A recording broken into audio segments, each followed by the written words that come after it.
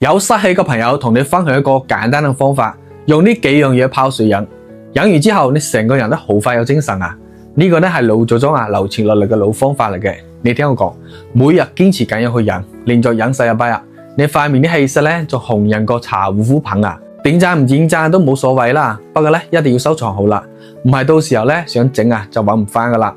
方法超級之簡單，第一步準備1斤生薑、300克紅棗、50克陳皮絲同埋2斤煲飯用嘅大米。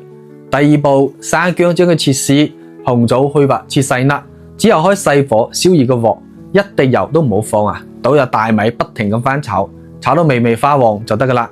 炒嘅過程中咧，你千祈唔好停避免炒燶咗。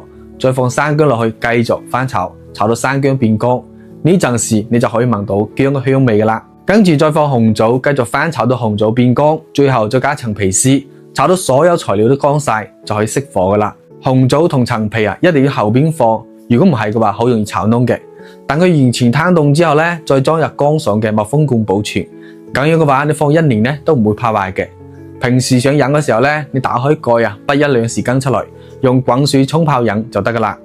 咁樣炒出嚟嘅陳皮紅棗薑米茶，香氣撲鼻，營養又夠晒。平時覺得自己氣血唔夠，濕氣重成日攰賴賴冇力冇氣嘅，或者咧冬天特別怕冷，手腳冰冰凍凍嘅街坊老友，飲呢個咧就啱晒噶啦。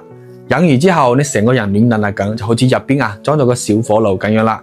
咁如果怕自己整麻煩或者冇時間嘅朋友咧，可以直接點擊我視頻左下角小黃車嘅鏈接入邊咧有配好嘅成品，你直接帶翻屋企，滾水一沖就飲得，簡單又方便。